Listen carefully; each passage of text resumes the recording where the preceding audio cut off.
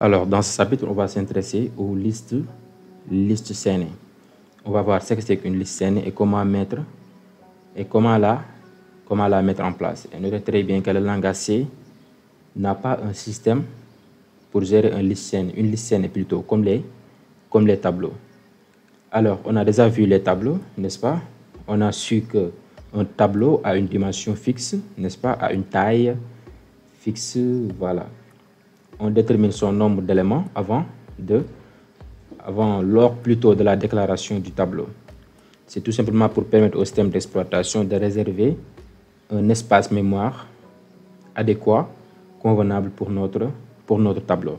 Donc, une fois à mettre en place notre tableau, on ne peut pas agrandir sa taille, sa dimension.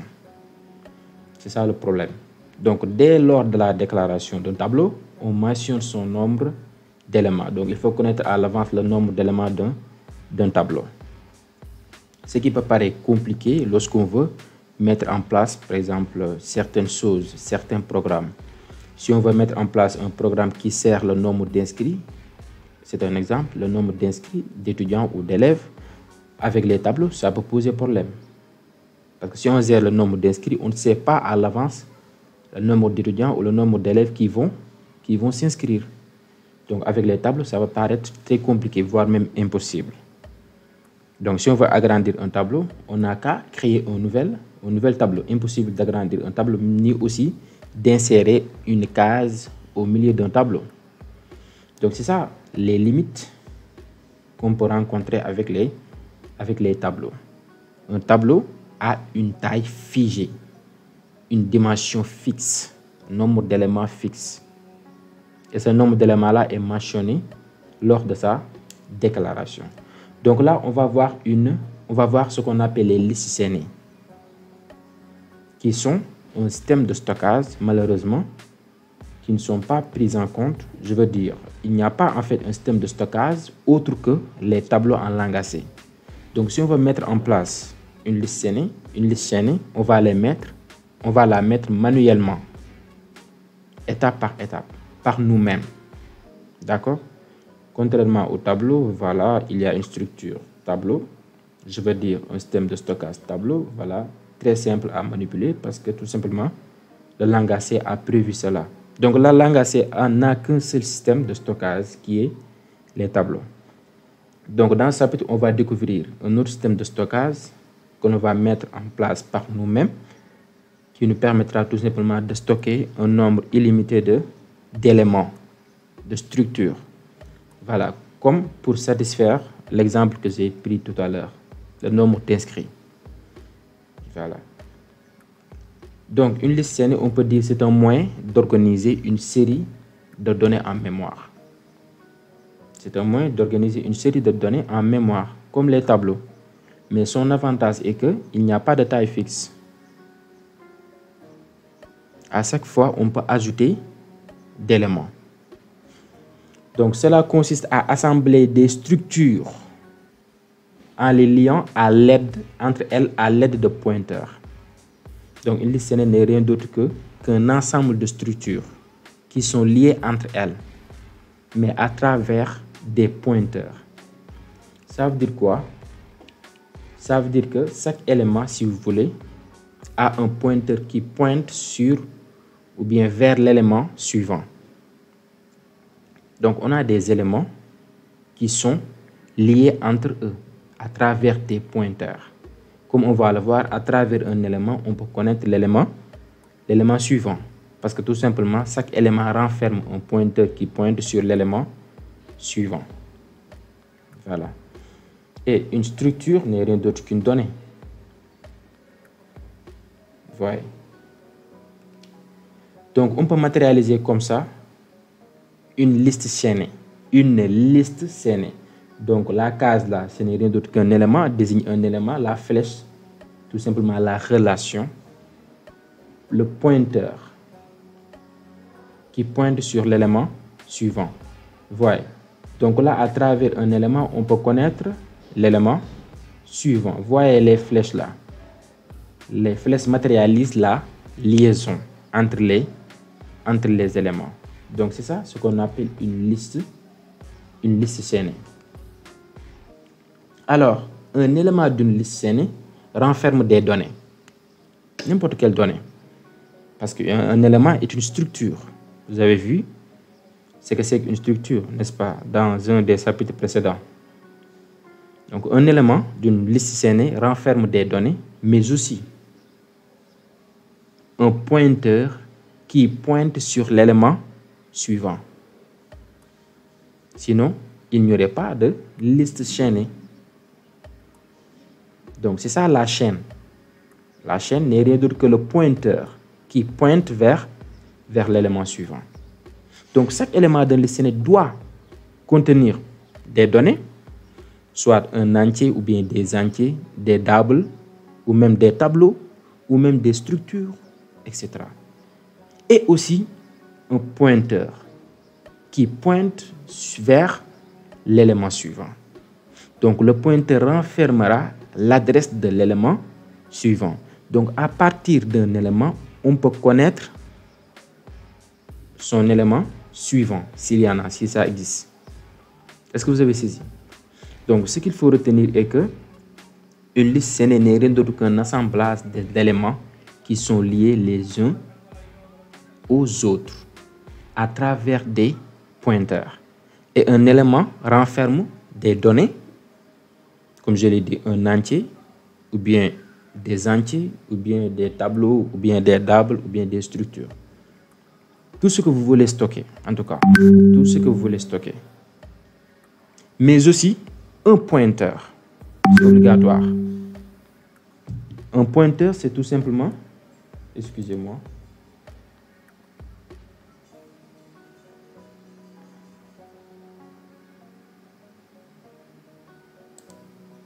donc d'où vient ce bruit-là?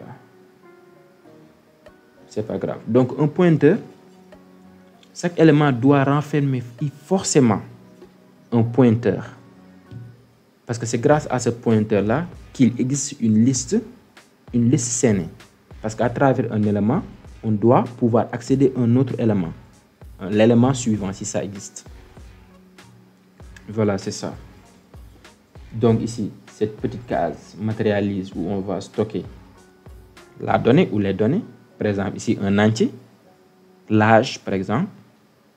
Là, c'est le pointeur qui renferme l'adresse de l'élément suivant. Maintenant, comment construire une liste chaînée? Donc, comme je l'ai dit, le langage C n'a qu'un seul système de stockage, qui est les tableaux. Et vous avez déjà vu les limites des tableaux, les limites que l'on peut rencontrer avec les tableaux. Donc, si on veut un autre système de stockage, c'est à nous de le mettre en place. Comme on va mettre en place une liste chaînée. Donc, avec une liste chaînée, on peut ajouter n'importe où, au début, au milieu, à la fin, des éléments. Est-ce que vous avez saisi? Donc, pour mettre en place notre liste chaînée, on se veut des structures. Deux structures. La structure de la liste des éléments et la structure du contrôle. Deux structures. On va créer deux structures. La structure de la liste des éléments, c'est-à-dire la structure de chaque élément, la structure des éléments, la structure dont va obéir plutôt chaque élément de notre liste chaînée. Parce qu'une liste chaînée n'est rien d'autre qu'un assemblage d'éléments. Donc, pour initialiser un élément, pour créer un élément, eh bien, on va tout simplement s'intéresser à cette structure. On va créer une instance de cette structure, comme on va le voir. Alors, le code de la structure de l'élément de notre liste chaînée, c'est comme ça, c'est très simple. Donc là, j'ai pris un exemple très simple. Dans notre liste chaînée, je veux stocker des entiers, des nombres. Donc, dans chaque élément aura comme donnée un nombre. Voyez, int nombre. À la place, vous pourrez mettre des variables, des nombres, un tableau, une autre structure même, etc. Donc, pour faciliter la compréhension, pour faciliter l'explication, j'ai pris l'exemple d'un nombre entier. Donc, nos éléments de notre structure renfermera des nombres entiers. On peut dire que notre liste chaînée n'est rien d'autre qu'une liste chaînée des nombres entiers. Est-ce que vous avez saisi? Donc là, c'est ça notre donnée. Maintenant, il ne faut pas oublier le pointeur. Le pointeur, voyez, je l'ai appelé suivant. Et son type, c'est le même type, élément. Parce que c'est un élément. Et ces éléments se sont liés entre eux à travers des pointeurs. Donc, chaque élément renferme le pointeur qui pointe sur l'élément suivant. Donc, à travers chaque élément, on peut connaître l'élément suivant, un autre élément. Donc, c'est comme ça la structure de la liste des éléments. C'est très simple. Vous savez comment mettre en place une structure. Ça, c'est type def. C'est pour créer un aléa. On met structure element, le nom de l'élément, le nom de la structure élément. Voyez-vous, on ouvre les accolades. Et là, on mentionne nos données. Donc ici, pour faire simple, on n'a qu'une seule donnée qui est nombre, qui est un entier. Et après avoir mentionné nos données, eh bien, on mentionne le pointeur. C'est obligatoire. Sinon, il n'y aurait pas de liaison, de chaîne entre les éléments. Voyez. Et ce pointeur-là porte le même type de notre structure élément. Parce que c'est la liaison des éléments. Et les éléments ont la même structure, doivent avoir la même structure. Donc voilà comment mettre en place la structure de la liste des éléments. C'est très simple. Et c'est toujours comme ça. Hein? C'est toujours comme ça. Vous mettez les données, et après le pointeur qui pointe sur l'élément suivant. Maintenant, intéressons-nous à la structure de contrôle. Il faut toujours mettre une structure de contrôle. Parce que c'est cette structure qui contrôle en fait notre liste chaînée. Une fois que l'on a mis en place notre structure d'éléments, eh bien, il faut mettre la structure de contrôle qui va contrôler notre liste chaînée. Et cette structure de contrôle est très simple. Elle renferme en fait un pointeur qui pointe sur le premier élément. Parce que dans une liste chaînée, si on connaît l'adresse du premier élément, on pourra accéder aux autres éléments constitutifs de notre liste chaînée. C'est pourquoi la structure de contrôle ne renferme que, si vous voulez, vous pourrez par exemple mettre autre chose, mais elle doit renfermer au minimum l'adresse du premier élément.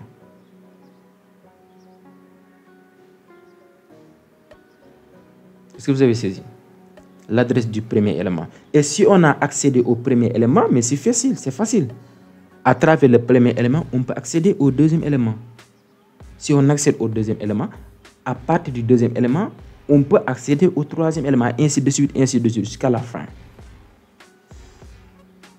Donc, la structure de contrôle va renfermer un pointeur qui pointe sur le premier élément, toujours. Qui pointe sur le premier élément. Comme ça, on va trouver facilité pour parcourir notre liste chaînée. C'est primordial. Donc, pour mettre en place une liste chaînée, il faut assurer ces deux structures-là. Et c'est très simple. La structure de contrôle, que j'ai appelée ici liste, parce que c'est une liste chaînée. C'est cette structure qui va contrôler notre liste chaînée. Et cette structure renferme au minimum un pointeur qui pointe sur le premier élément. Et là, on crée une autre structure qui est la structure des éléments. Et cette structure renferme nos données, c'est-à-dire les données à stocker en mémoire, ainsi qu'un pointeur qui pointe sur l'élément suivant. C'est tout.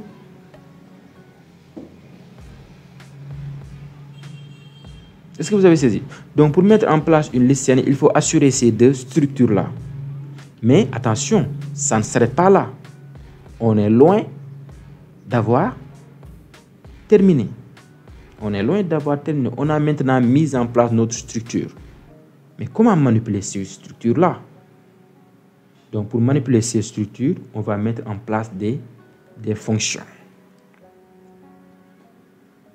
Pour manipuler ces structures, on va mettre en place des fonctions comme on va le voir. D'accord?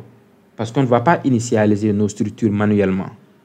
Il faut mettre en place des fonctions pour l'initialisation, etc., pour ajouter un élément, pour supprimer un élément, pour parcourir une liste.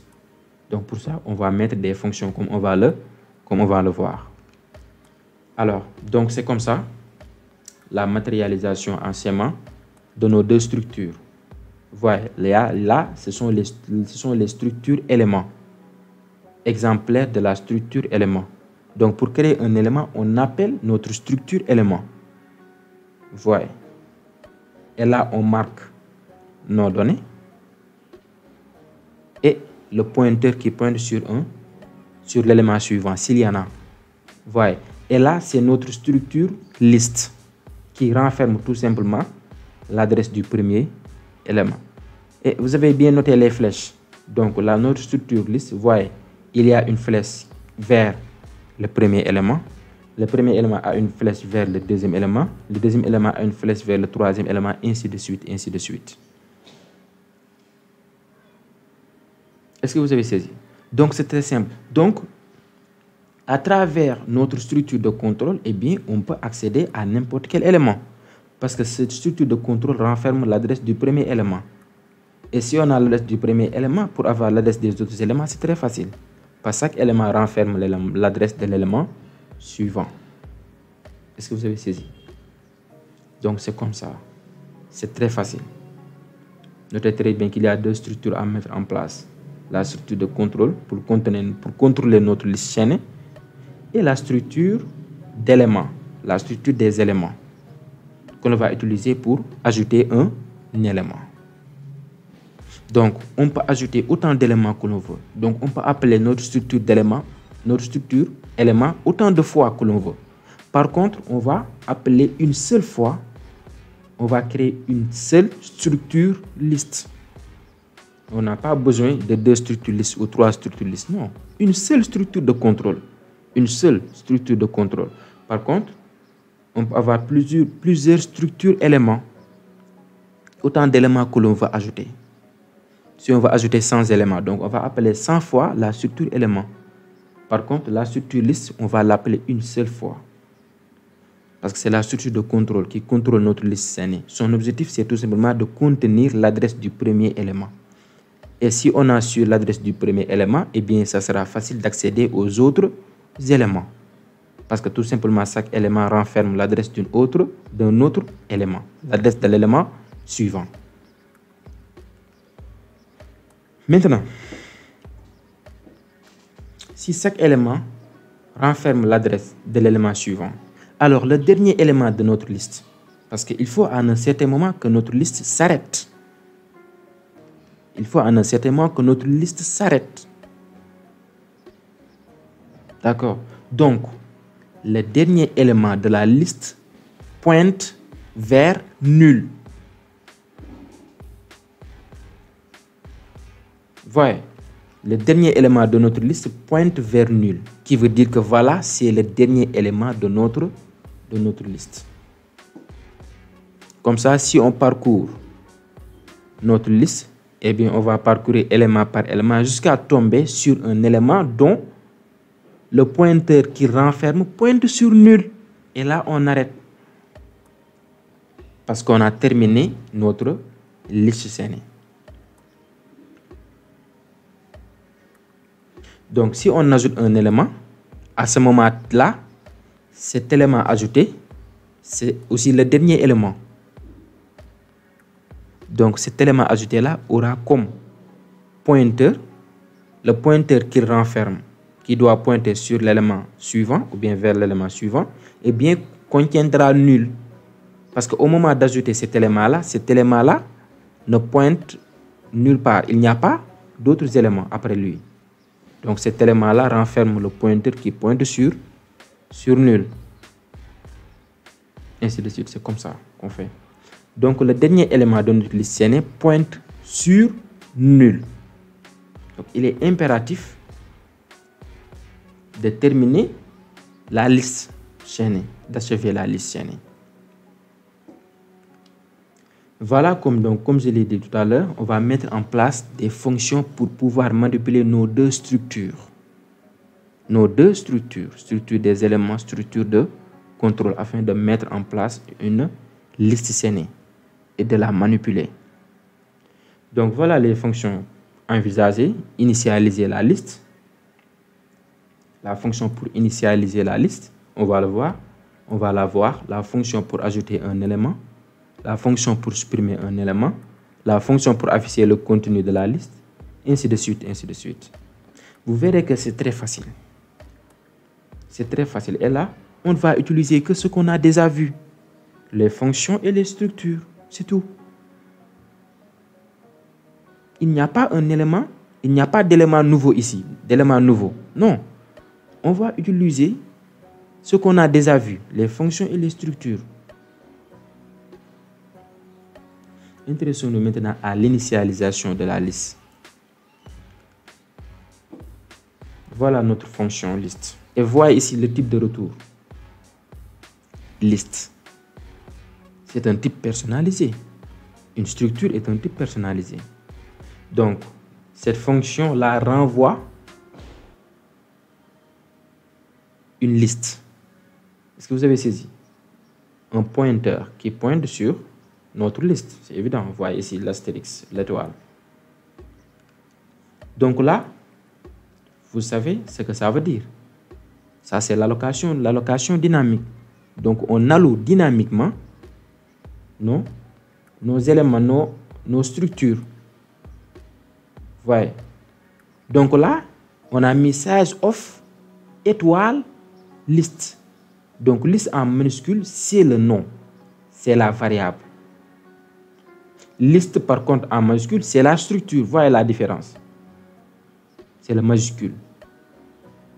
Donc, liste majuscule, c'est la structure. Liste minuscule, c'est le nom. C'est notre structure que l'on va créer. Donc, ça, c'est la structure, le type, si vous voulez. Donc là, on a mis astérix liste au lieu de liste avec L majuscule. C'est pareil. C'est pareil. Mais l'avantage de procéder ainsi, c'est-à-dire à la place de L majuscule liste, on met astérix liste minuscule. C'est tout simplement, lorsqu'on veut après, en un certain moment, changer le type de notre variable liste, eh bien, on ne va pas modifier ce size of là. Est-ce que vous avez saisi? Sinon, on va modifier ce size of là. Peut-être on pourra l'oublier.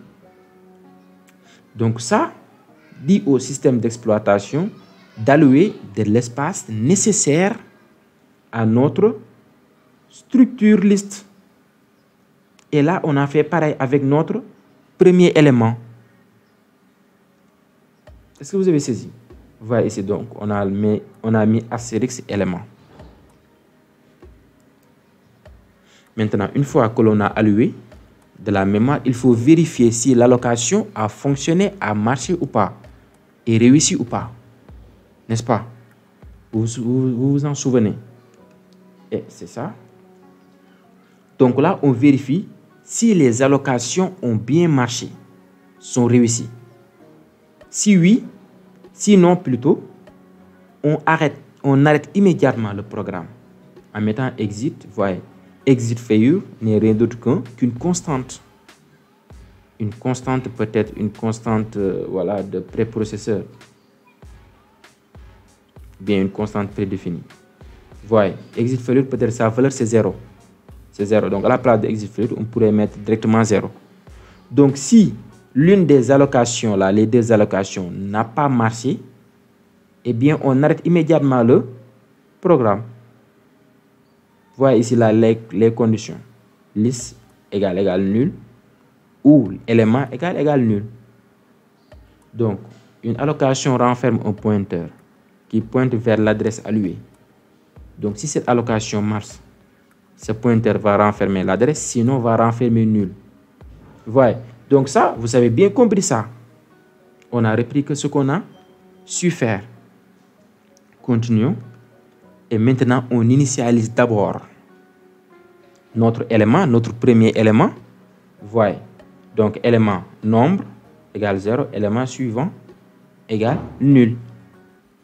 Donc, comme je l'ai dit, vu qu'on vient d'ajouter un élément, cet élément-là, actuellement, c'est le dernier et le premier élément. Donc, la valeur de sa variable suivante, qui est un pointeur qui doit pointer vers l'élément suivant, doit être nul. On est d'accord? Donc, si on ajoute un élément, ce pointeur-là doit être nul. Et là, nombre, on a préféré mettre 0. Si on veut, on pourrait mettre 10 ou 100, ça va de soi. Donc là, on a initialisé notre structure élément. Et vous vous souvenez de la flèche là? Vous vous souvenez de la flèche? C'est tout simplement d'initialiser une variable à travers un pointeur. Vous vous en souvenez? Donc la flèche là remplace tout simplement astérix élément entre parenthèses. Point. Est-ce que vous vous en souvenez? Sinon, allez revoir la vidéo sur l'un des chapitres suivants. Je ne sais plus c'est quel chapitre. Donc là, on a initialisé notre élément structure. Maintenant, on va initialiser notre élément, notre structure liste.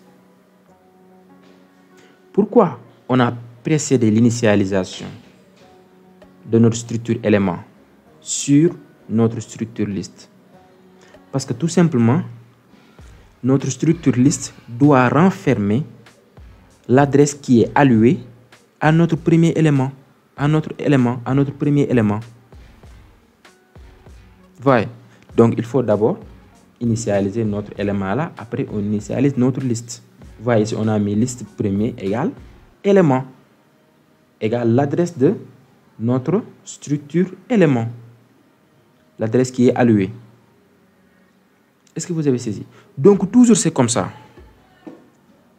Je vous recommande même de mettre toutes les fonctions que l'on va voir dans une librairie. D'accord? Et après, vous pouvez les appeler dans n'importe quel programme. Vous allez modifier que les données. C'est-à-dire, par exemple, ici, nombre.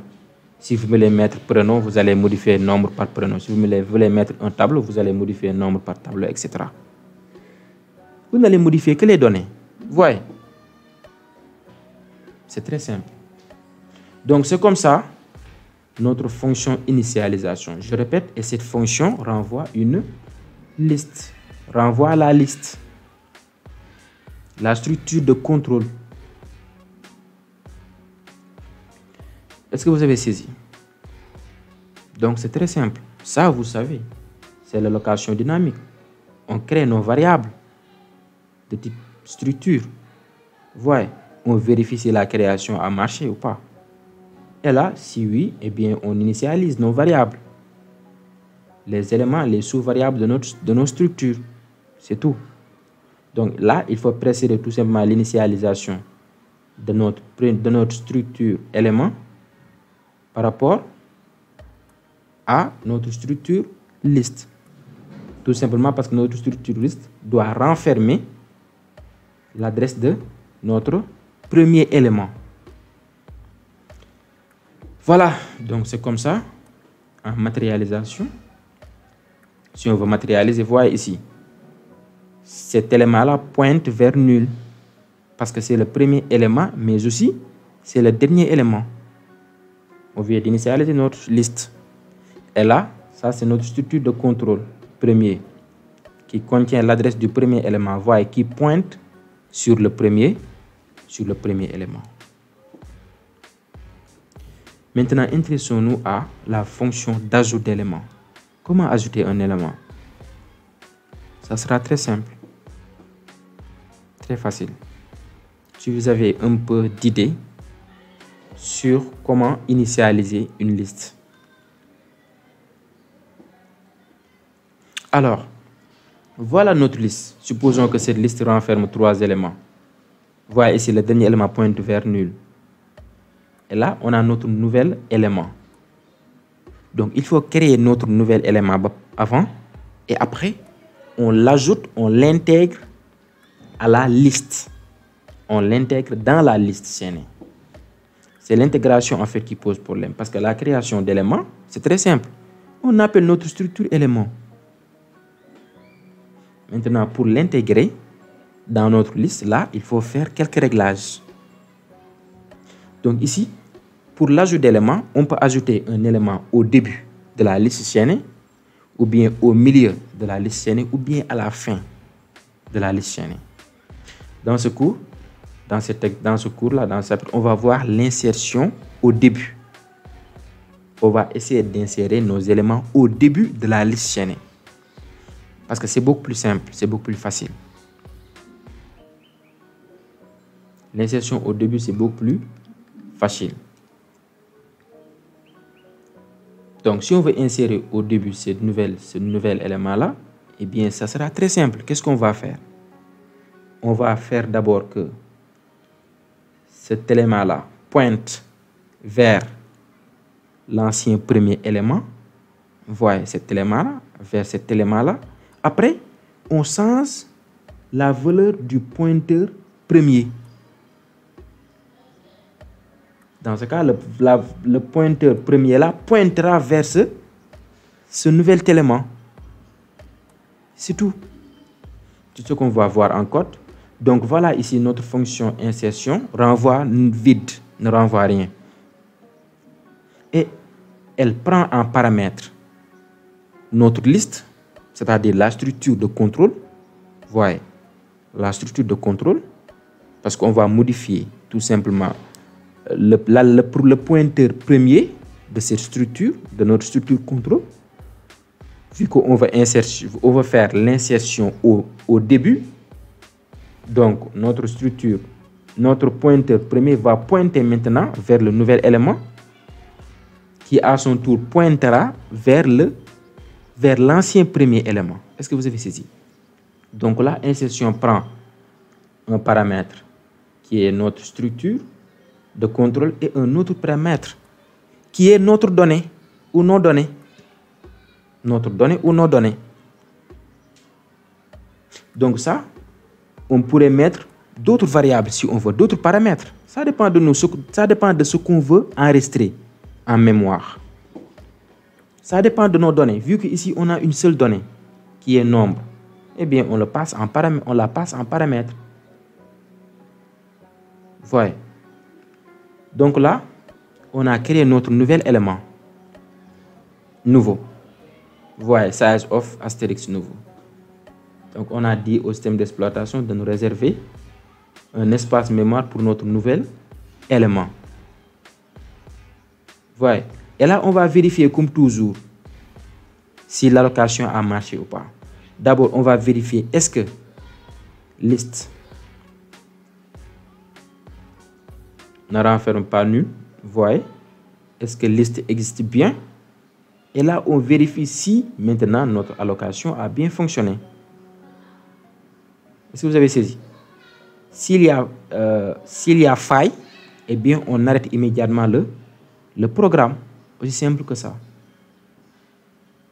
Donc là, on vérifie d'abord si notre liste là qui est passée en paramètre n'est pas vide, n'est pas nulle. Et en même temps, on vérifie si notre allocation, l'allocation de notre nouvel élément a marché. Voyez, si tout se passe bien, maintenant, on initialise d'abord notre élément. On crée d'abord notre élément avant de l'insérer à la liste. Donc, la création d'éléments précède son insertion, l'insertion de cet dernier, de cet élément-là à la liste chaînée. Là, donc, on initialise nos données, notre structure élément, notre nouvel élément. Voyez ici, nouveau nombre égale nv nombre. Maintenant, comment faire pour que cet élément-là pointe vers son élément, vers l'élément suivant? Donc ici, l'élément suivant n'est rien d'autre que l'ancien premier élément. Parce qu'ici, comme je l'ai dit, on insère au début de la liste. Donc, l'élément suivant de ce nouvel élément-là n'est rien d'autre que l'ancien premier élément. Or, l'adresse de l'ancien premier élément se trouve au niveau de notre structure de contrôle. Donc, l'adresse de cet ancien premier élément-là n'est rien d'autre que le pointeur premier de notre structure. Est-ce que vous avez saisi? Donc, voilà, c'est pourquoi on a mis ici nouveau, suivant, le pointeur qui pointe vers l'élément suivant, égale liste premier.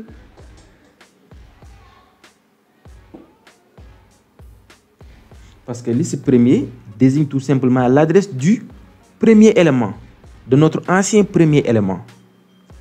Est-ce que vous avez saisi? Bon, j'avoue que c'est un chapitre un peu délicat pour un débutant.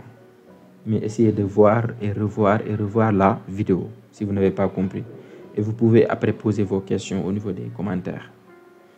Donc, est-ce que vous avez saisi ici? Donc, on a mis nouveau suivant égale liste premier. Parce que liste premier renferme l'adresse du premier élément. Si vous voulez, de l'ancien premier élément. Et maintenant, cet ancien premier élément-là va décaler vers l'avant pour laisser la place à notre nouvel élément. Donc, notre nouvel élément doit pointer vers cet ancien premier élément-là. Donc, va renfermer l'adresse de cet ancien premier élément-là. Heureusement que cette adresse-là se trouve au niveau de notre structure liste. C'est en fait notre pointeur premier. Donc, ça sera très facile.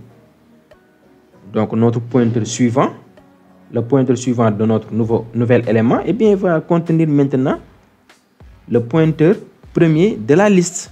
C'est tout. Donc là, on a non seulement créé notre élément, mais aussi on a pointé notre élément vers l'élément suivant, qui n'est rien d'autre que l'ancien premier élément. Parce que comme je l'ai dit et je ne cesse de le dire, on fait ajout au début de la liste. Maintenant, il faut mettre à jour notre liste. Parce que maintenant, le pointeur premier de notre liste va maintenant pointer vers notre nouvel élément. Et c'est très simple. Donc, on va mettre liste premier égale nouveau. Liste premier égale nouveau. Donc, on a mis à jour notre pointeur premier par tout simplement l'adresse de notre nouvel élément, de l'élément qui vient d'être créé. C'est tout. Mais attention, il faut respecter cet ordre. Il faut respecter cet ordre. Il faut pointer d'abord le nouvel élément. Il faut que d'abord le nouvel élément pointe vers l'élément suivant, c'est-à-dire il faut modifier le pointeur du nouvel élément avec l'adresse de l'élément suivant. Après, maintenant, on modifie notre pointeur premier. Sinon, on va perdre l'adresse de l'ancien premier élément. Du coup, on ne pourra pas pointer. Notre premier élément vers l'élément suivant. C'est-à-dire, à travers notre nouvel élément, on ne pourra pas accéder à l'élément suivant. Voyez. Donc, c'est comme ça. Voyez, je l'ai numéroté. Il faut d'abord pointer le premier élément vers le deuxième élément, qui était l'ancien premier élément. Et après, maintenant, pointer notre pointeur premier vers le nouvel élément. Est-ce que vous avez saisi? C'est des étapes à respecter. Il faut respecter l'ordre. Pourtant, c'est très simple. Il faut créer notre élément, l'initialiser. Voilà. C'est-à-dire, on initialise les données, ainsi que le pointeur, qui doit pointer vers l'élément suivant. Après, on met à jour notre pointeur qui se trouve, on met à jour le pointeur premier qui se trouve à notre structure liste, pour que cette structure pointe vers le premier élément, vers le nouveau premier élément. Parce qu'ici, on a fait ajout au début de la liste chaînée. Donc, c'est comme ça. Donc, si vous avez du mal à comprendre et que vous avez besoin de ce code-là, copier-coller, c'est tout. Et vous allez modifier que les données. Les données. C'est tout. Et là, une fois, comme je l'ai dit, une fois mettre en place cette fonction, vous pourrez l'appeler dans n'importe quel endroit, dans n'importe quel projet. Il faut juste faire quelques réglages sur les données à stocker. Aussi simple que ça. Donc, c'est comme ça notre fonction insertion. C'est très simple. C'est très facile. Voyons maintenant notre fonction supprimer un élément. Comment on supprime un élément? On va essayer de supprimer le premier élément. Et c'est très simple. La suppression d'un élément. Si vous avez bien compris comment ajouter un élément, la suppression ne posera pas problème.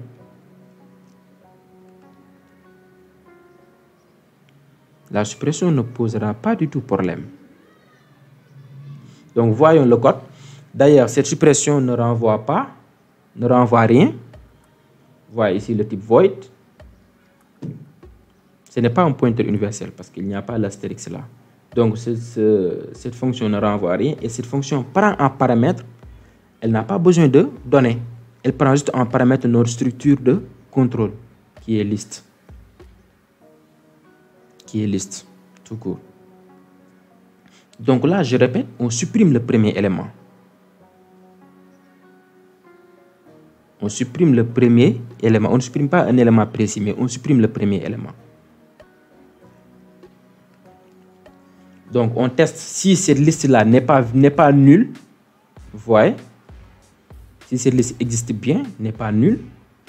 Si c'est le cas, on arrête immédiatement le programme. Sinon, qu'est-ce qu'on va faire? On va vérifier si notre liste chaînée renferme d'éléments. Si notre liste chaînée renferme d'éléments, parce que pour supprimer un élément, il faut que cet élément-là existe. Donc, on va vérifier si notre liste chaînée renferme d'éléments. Donc, autrement dit, si notre pointeur premier, si le pointeur premier de notre liste pointe quelque part. Du coup, voyez la condition. Liste premier différent de nul. Si liste premier différent de nul, ça veut dire qu'il existe au moins un élément dans notre liste chaînée. Parce que liste premier stocke l'adresse du premier élément. Donc, et là, maintenant, on peut procéder à la suppression. Une fois que l'on s'est assuré que notre liste renferme un élément. Qu'est-ce qu'on va faire?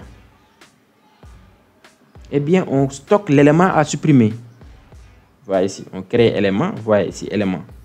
Le type élément. Voyez ici, à supprimer. On récupère son adresse. On veut supprimer le premier élément. Et l'adresse du premier élément se trouve au niveau du pointeur premier de notre liste. Donc, pour pouvoir accéder au premier élément, eh bien, on se sert tout simplement du pointeur premier. Voyez. Donc là, on stocke la valeur du pointeur premier. On a créé un pointeur pour stocker tout simplement l'adresse du premier élément. Mais attention, on ne supprime pas immédiatement. Une fois que l'on a stocké l'adresse du premier élément, eh bien, qu'est-ce qu'on va faire? On va modifier maintenant la valeur de notre pointeur premier. Maintenant, le pointeur premier va pointer sur le deuxième élément. Parce que le premier élément va être sauté, va être supprimé. Est-ce que vous avez saisi? Donc, on va pointer vers l'élément suivant. Et l'adresse de l'élément suivant, c'est-à-dire du deuxième élément, se trouve au niveau du pointeur suivant du premier élément. C'est pourquoi on a mis ici liste premier pour accéder au premier élément. Et une fois accédé au premier élément, on accède maintenant à son pointeur suivant. Donc, à la place de liste premier, on pourrait mettre directement à supprimer. Est-ce que vous avez saisi? On pourrait mettre directement à supprimer. Suivant. Donc là, notre liste, son pointeur premier renferme dorénavant l'adresse du deuxième élément. Parce que le premier élément va être supprimé. Et maintenant, on peut supprimer, on peut libérer notre premier élément en appelant la fonction free, qui se trouve sûrement dans les bibliothèques standards, dans l'une des bibliothèques standards. Free prend en paramètre tout simplement l'adresse de l'élément à supprimer en mémoire. Vous voyez, c'est très simple. Et il faut, encore une fois, il faut respecter l'ordre. On récupère d'abord le premier élément. Vu qu'on veut supprimer le premier élément, on le récupère dans un pointeur. Et après, notre liste. On sait que notre liste renferme l'adresse du premier élément. Eh bien, on va modifier cette adresse-là. Autrement dit, on va modifier le pointeur premier de notre liste par tout simplement l'adresse de l'élément suivant, du deuxième élément. Parce qu'on veut supprimer le premier élément.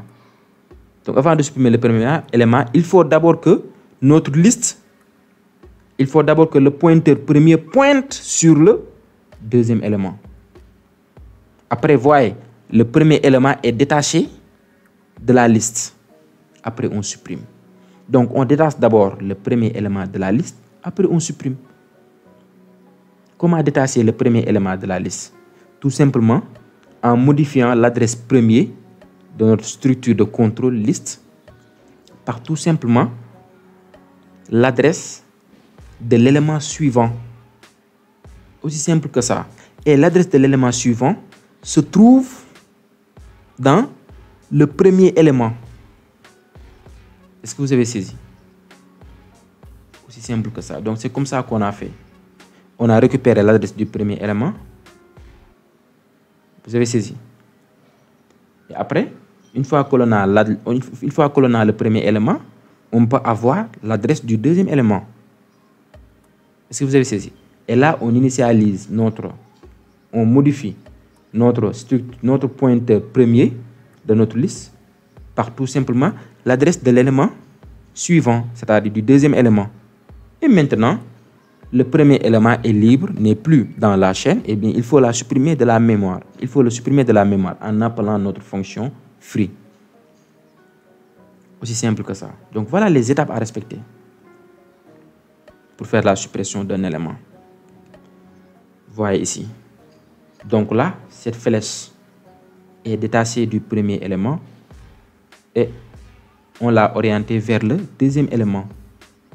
Deuxièmement, on a supprimé le premier élément. Voyez les étapes. Donc ici, il y a 1. Là, c'est 2.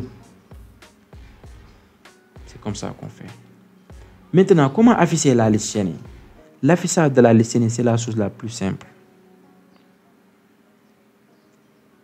On affiche élément par élément.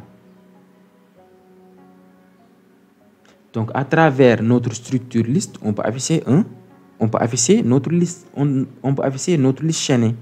Les éléments de notre liste chaînée, un à un. Donc, pour afficher le contenu d'une liste chaînée, il suffit juste de connaître l'adresse du premier élément. Et l'adresse du premier élément, vous savez, se trouve au niveau de notre structure liste. Donc, notre fonction afficher liste n'a besoin que de notre structure de contrôle liste. Cette fonction ne renvoie à rien. Voilà. Donc là, on contrôle toujours. Il faut toujours contrôler si cette liste est vide et nulle ou pas. Ça existe ou pas. Il faut toujours contrôler. Il faut toujours contrôler. Ouais. Tout simplement parce que l'allocation peut ne pas marcher. Parce qu'on a procédé par l'allocation dynamique. Donc, il faut toujours vérifier. Et une fois que la vérification est faite, eh bien, on crée un pointeur, on crée un élément que l'on appelle actuel. Ce pointeur, cette structure, cet élément renferme tout simplement l'élément actuel, l'élément à l'instant T, lors du parcours des éléments. Est-ce que vous avez saisi? Donc cet élément actuellement est le premier élément. Voyez, liste premier, donc c'est le premier élément, renferme l'adresse du premier élément. Eh bien, on utilise notre boucle while. On utilise notre boucle while. Tant qu'il existe un élément, on ne cesse de parcourir la boucle. On ne cesse de boucler tant qu'il existe un élément. Vous voyez, c'est actuel, différent de nul. Qu'est-ce qu'on fait? On affiche la donnée qui est stockée dans cette structure, nombre. Ça, vous savez. Et après, on change la valeur de actuel. Sinon, on aura une boucle infinie. On change la valeur actuelle. Par quoi? Par tout simplement actuel suivant. Par l'adresse de l'élément suivant.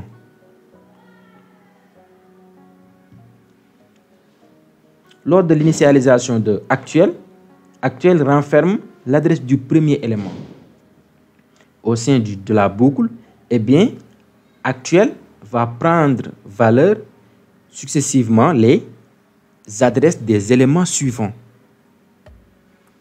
Jusqu'à ce que suivant renferme nul. Et là, dans ce cas, on arrête parce que là, cette condition-là ne sera plus vraie. Est-ce que vous avez saisi?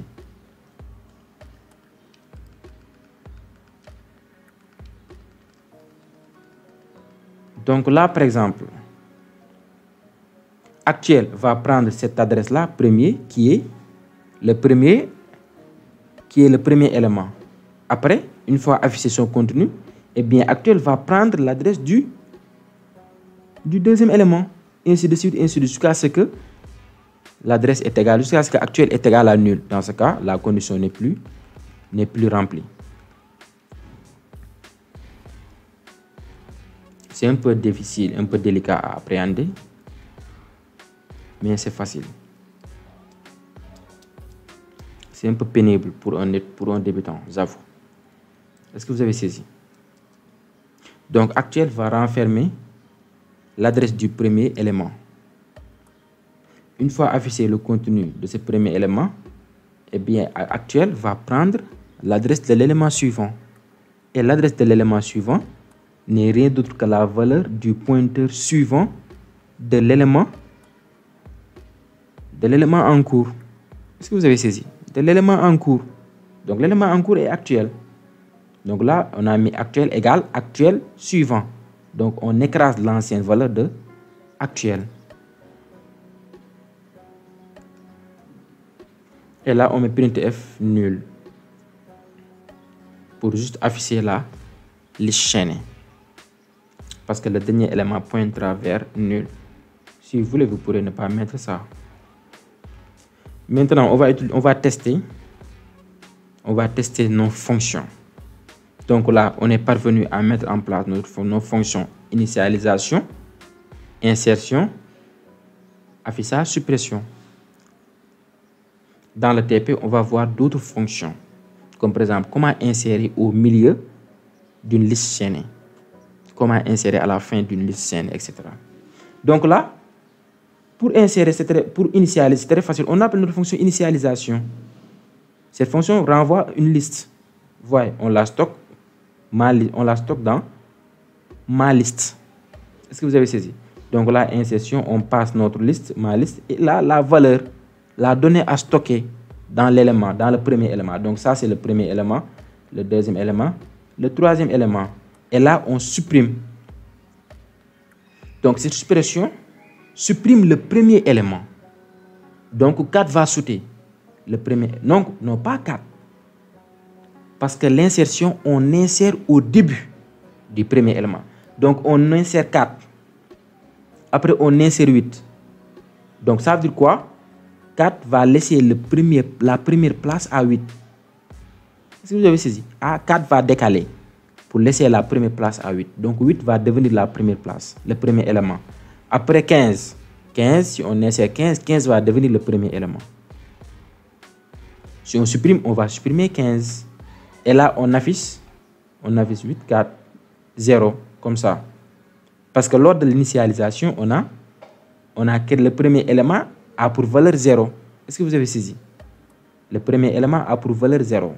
Donc, lors de l'initialisation, non seulement on a créé notre liste, mais aussi on a créé le premier élément. Et sa donnée était 0.